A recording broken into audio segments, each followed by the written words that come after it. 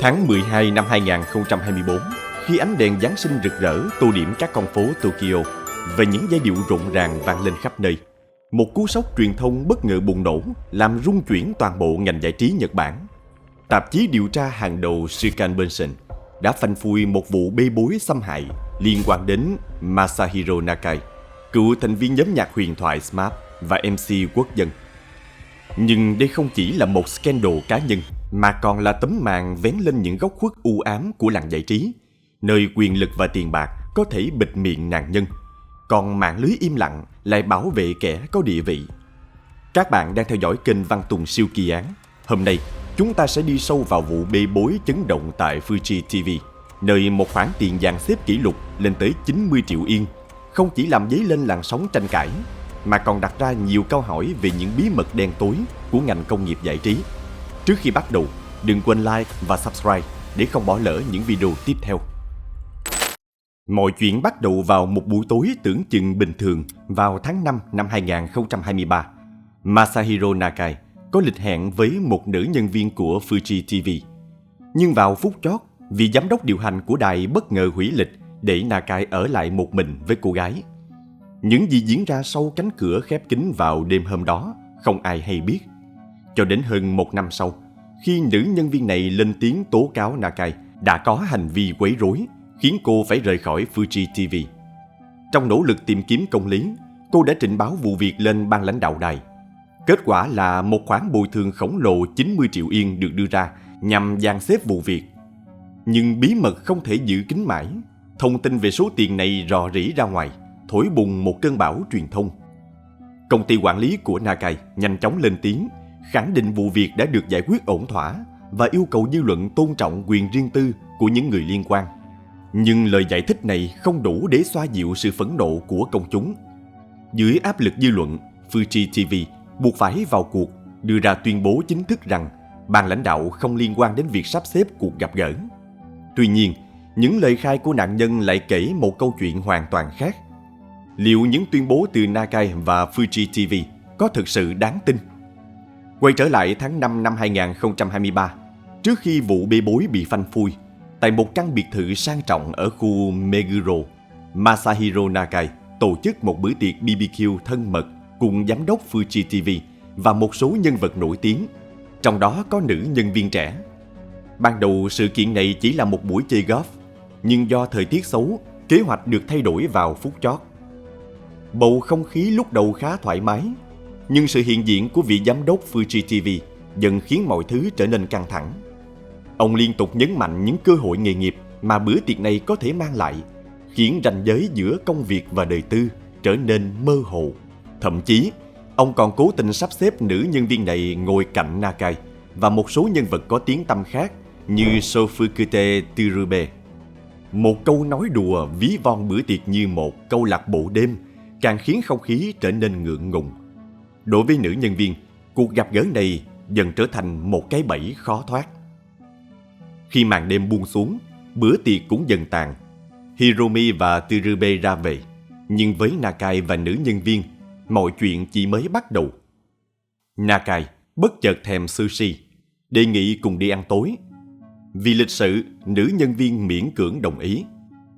Cuộc trò chuyện diễn ra bình thường cho đến khi vị giám đốc Fuji TV bất ngờ buông lời trêu chọc, ám chỉ rằng Nakai và cô nên hẹn hò. Lời nói đùa khiếm nhã khiến cô vô cùng khó chịu, nhưng sự việc không dừng lại ở đó. Nakai được sự cổ vũ từ giám đốc, chủ động xin số điện thoại của cô. Sáng hôm sau, trong tâm trạng hoảng loạn và tổn thương, nữ nhân viên đã tìm đến ba giám đốc điều hành của Fuji TV để tố cáo sự việc. Nhiều nhân chứng đã nhìn thấy cô khóc nức nở trong phòng thay đồ của đài. Đến tháng 7 năm 2023, cô phải nhập viện điều trị dài hạn do sang chấn tâm lý. Một giám đốc Fuji TV đã đến thăm, mang theo một món quà từ Nakai. Nhưng ngay khi nghe đến tên anh ta, cô đã hoảng sợ hét lên và từ chối nhận quà. Trong tuyệt vọng, cô tìm đến nhiều luật sư, nhưng không ai dám nhận vụ án. Cuối cùng, một luật sư thuộc tổ chức hỗ trợ nạn nhân bị xâm hại đã đề nghị giúp đỡ. Nhưng việc trình báo lên cơ quan chức năng đồng nghĩa với việc danh tính của cô có thể bị công khai, điều cô chưa sẵn sàng đối mặt. Không còn lựa chọn nào khác, nữ nhân viên chấp nhận thỏa thuận với Nakai. Cuối tháng 7 năm 2023, đội ngũ pháp lý của Nakai đã bí mật dàn xếp vụ việc, đổi 90 triệu yên lấy sự im lặng của cô. Nhưng sự thật không thể bị che giấu mãi. Đến tháng 12 năm 2024, Shukan Benson phanh phui toàn bộ sự việc, tiết lộ những bí mật chấn động. Một trong những tình tiết gây tranh cãi nhất là cuộc họp giữa nữ nhân viên, sếp của cô, một nữ phát thanh viên ủng hộ cô và một bác sĩ. Fuji TV từng cam kết điều tra Nakai, nhưng thực tế họ đã không làm gì cả. Thậm chí, Nakai chưa từng bị triệu tập để lấy lời khai. Sau khi vụ việc nổ ra, danh tính nạn nhân trở thành đề tài đồn đoán. Cái tên được nhắc đến nhiều nhất chính là Nagisa Watanabe, người bất ngờ rời Fuji TV vào tháng 8 năm 2024 với lý do mắc chứng rối loạn stress sau sang chấn. Tài khoản mạng xã hội của Watanabe tràn ngập những câu hỏi từ công chúng, nhưng đến đây vẫn chưa có bằng chứng xác thực nào khẳng định cô chính là nạn nhân trong vụ việc này.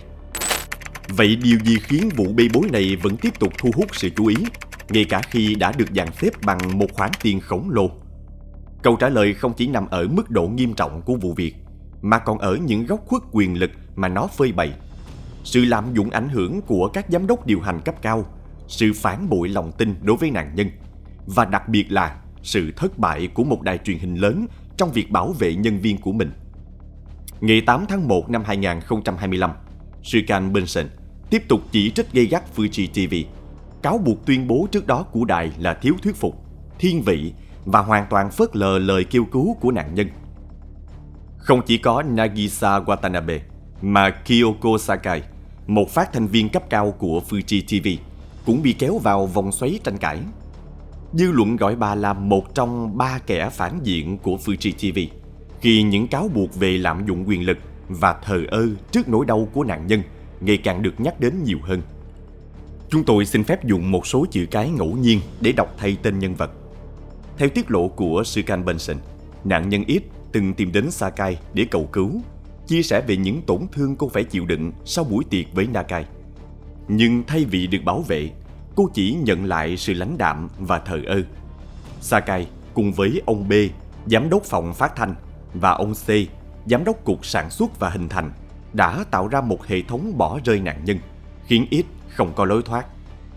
Khi cô tìm kiếm sự hỗ trợ, những gì nhận được chỉ là những cuộc họp mang tính hình thức, những lời hứa suông mà không có bất kỳ hành động cụ thể nào để buộc Nakai phải chịu trách nhiệm. Cô rời khỏi những cuộc họp đó với cảm giác bị phản bội, bị bịt miệng và hoàn toàn cô lập. Chỉ một ngày sau, vào ngày 9 tháng 1, công ty quản lý của Nakai lần đầu lên tiếng thừa nhận sự tồn tại của vấn đề, nhưng không cung cấp thêm chi tiết. Họ khẳng định Fuji TV không liên quan và nhấn mạnh rằng vụ việc đã được giải quyết thông qua thỏa thuận ngoài tòa án. Tuy nhiên, tuyên bố này ngày càng làm dư luận phẫn nộ hơn, khi công ty cũng xác nhận rằng Nakai sẽ tiếp tục hoạt động nghệ thuật bất chấp sức ép từ công chúng. Trên mạng xã hội, một làn sóng phản đối dữ dội bùng nổ, với hàng loạt lời kêu gọi tẩy chay các chương trình do Nakai dẫn dắt. Đến ngày 15 tháng 1, vụ bê bối bước sang một giai đoạn căng thẳng mới khi Shukan Benson tiếp tục công bố một bí mật chấn động. Một bữa tiệc tối khác đã bị che giấu suốt bấy lâu. Địa điểm diễn ra là khách sạn Grand Hyatt Tokyo, nơi thường được các ngôi sao lui tới. Trong một phòng riêng được đặt trước một ngày, Masahiro Nakai cùng một số nam nghệ sĩ và 3 nữ phát thanh viên đã có mặt. Đến cuối buổi tối, chỉ còn lại 4 người: Nakai, một nam nghệ sĩ và 2 nữ phát thanh viên. Những gì diễn ra sau đó đã khiến dư luận rúng động. Theo Shukan Benson, nam nghệ sĩ này đã bất ngờ khỏa thân bước ra khỏi phòng ngủ và cố gắng ép buộc 2 nữ phát thanh viên tham gia vào một hành vi xâm hại tập thể. Dù họ kiên quyết từ chối, nhưng tổn thương tâm lý mà họ phải gánh chịu là không thể xóa nhòa. Một trong 2 nạn nhân đã trình báo sự việc, nhưng ngay sau đó cô bị cấm xuất hiện trên các chương trình do giám đốc điều hành A của Fuji TV sản xuất, người được cho là đã tổ chức bữa tối hôm đó. Vụ bê bối này không chỉ đơn thuần là một vụ xâm hại. Giám đốc điều hành A, người được cho là thân cận với Masahiro Nakai, đã thăng tiến nhanh chóng trong Fuji TV nhờ quyền lực và sự thiên vị.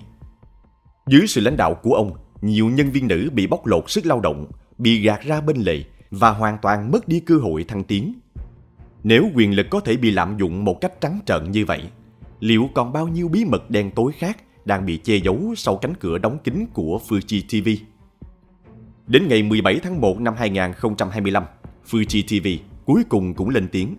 Tuy nhiên, cuộc họp báo diễn ra trong bầu không khí căng thẳng với sự kiểm soát gắt gao từ phía nhà đài. Chỉ một số ít cơ quan báo chí được lựa chọn mới được phép tham dự và việc ghi âm bị cấm hoàn toàn. Cả hội trường nín thở khi Koichi Minato, chủ tịch Fuji TV, bước lên bục phát biểu. Minato xác nhận rằng Fuji TV đã nắm được thông tin về vụ việc giữa Nakai và nữ phát thanh viên từ tháng 6 năm 2023. Tuy nhiên, khi được hỏi về bữa tiệc tại Grand Hyatt, ông lại giữ im lặng. Thay vào đó, Fuji TV tuyên bố thành lập một ủy ban điều tra, đồng thời đưa ra một lời hứa mơ hồ về việc xem xét các cáo buộc.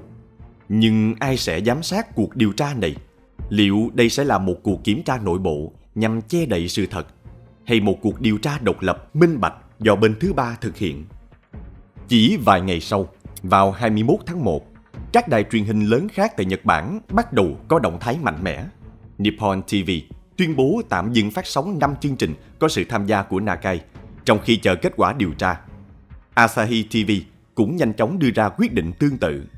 Trong khi đó, các nhà tài trợ lớn đồng loạt rút quảng cáo khỏi Fuji TV, tạo nên áp lực tài chính và uy tín chưa từng có đối với đài truyền hình này.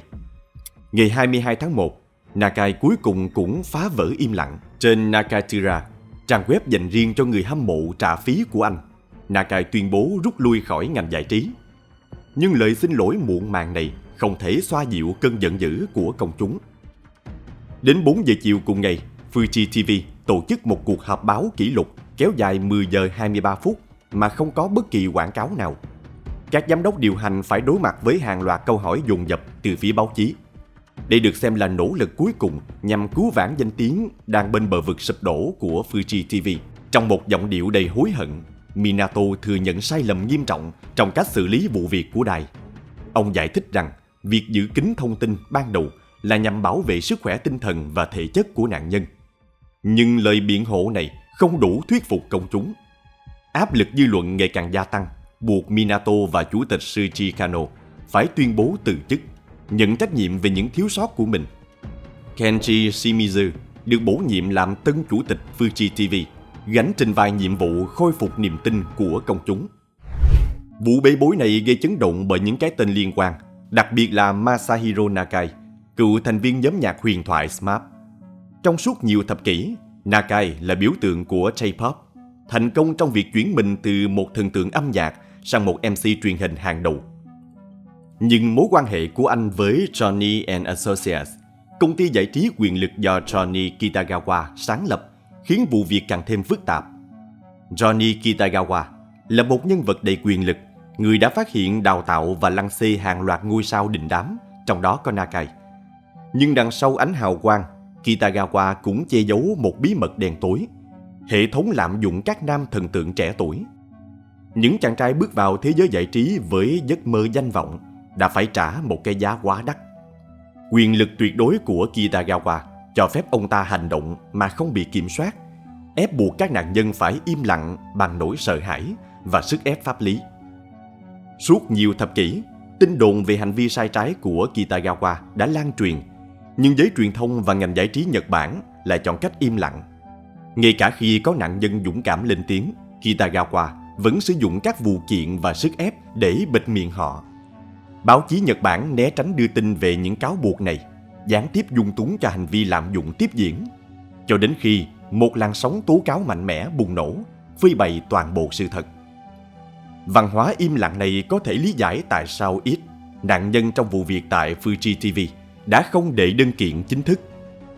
Giống như những nạn nhân của Kitagawa, It hiểu rõ những rủi ro mà cô sẽ phải đối mặt: bị trả thù, sự nghiệp tan vỡ và bị cô lập hoàn toàn. Trên mạng xã hội, cư dân mạng đồng loạt lên án các giám đốc điều hành của Fuji TV, so sánh họ với những kẻ tiếp tay cho Kitagawa. Nhiều người cáo buộc Fuji TV đã bao che cho Nakai, cố tình che giấu sự thật để bảo vệ những nhân vật quyền lực. Khoản tiền dàn xếp 90 triệu yên không những không làm dịu đi vụ bê bối, mà còn đổ thêm dầu vào lửa. Số tiền khổng lồ này làm dấy lên vô số nghi vấn, bởi nó vượt xa một vụ kiện thông thường, cho thấy mức độ nghiêm trọng của sự việc. Để so sánh, nam diễn viên Yuta Takahata chỉ phải chi 15 triệu yên để dàn xếp vụ cáo buộc cưỡng hiếp một nhân viên khách sạn năm 2016. Khoản tiền của Nakai cao chưa từng có, thậm chí còn vượt qua cả những vụ án liên quan đến tử vong. Điều gì đã xảy ra trong đêm định mệnh đó khiến Nakai phải trả một cái giá đắt đến vậy? Nhiều người tin rằng số tiền này không chỉ nhằm bồi thường cho nạn nhân, mà còn là cách để bịt miệng dư luận, bảo vệ các nhân vật quyền lực khỏi hậu quả tồi tệ hơn. Một số giả thuyết còn cho rằng vụ việc còn nghiêm trọng hơn nhiều so với những gì được công bố, có thể liên quan đến tổn thương tâm lý kéo dài như chứng rối loạn stress sau sang chấn, khiến nạn nhân phải nhập viện điều trị. Mặt khác, vì Nakai khởi nghiệp với tư cách là thần tượng dưới trướng Johnny and Associates, nhiều người suy đoán rằng anh ta cũng có thể từng là nạn nhân của Johnny Kitagawa. Nếu điều này là sự thật, nó có thể đã tạo nên vết thương tâm lý sâu sắc, ảnh hưởng đến hành vi của anh ta sau này. Mặc dù bị dư luận lên án gay gắt, Nakai vẫn nhận được sự cảm thông từ một bộ phận công chúng. Họ nhận thấy anh ta tiều tụy, gầy gò hơn, có thể do căng thẳng và dằn vặt, và tin rằng Nakai đang phải đối mặt với những ám ảnh từ quá khứ, cũng như những tổn thương mà anh ta đã gây ra. Cuộc họp báo kỷ lục đã khép lại, nhưng dư chấn của vụ bê bối vẫn chưa kết thúc. Danh tiếng của Fuji TV bị tổn hại nghiêm trọng. Sự nghiệp của Nakai chính thức chấm dứt. Nhưng đối với X, câu chuyện không kết thúc chỉ với một cuộc họp báo hay một khoản tiền bồi thường. Cô vẫn phải mang trên mình gánh nặng của những tổn thương tâm lý, và có lẽ công lý sẽ không bao giờ thực sự được thực thi. Vụ bê bối này đã trở thành một biểu tượng cho sự đối mặt của Nhật Bản với vấn nạn lạm dụng quyền lực, đặc quyền và quấy rối trong ngành giải trí. Nó là một lời nhắc nhở nghiệt ngã về cái giá phải trả để đạt được danh vọng, và hơn hết, cái giá mà những nạn nhân phải gánh chịu để bảo vệ những kẻ có quyền lực. Bạn nghĩ gì về vụ bê bối này? Liệu đây có phải chỉ là phần nổi của tảng băng chìm trong ngành công nghiệp giải trí Nhật Bản? Hãy chia sẻ quan điểm của bạn ở phần bình luận bên dưới. Đừng quên like, share và subscribe kênh Văn Tùng Siêu Kỳ Án để tiếp tục theo dõi những vụ án chấn động khác. Xin chào và hẹn gặp lại!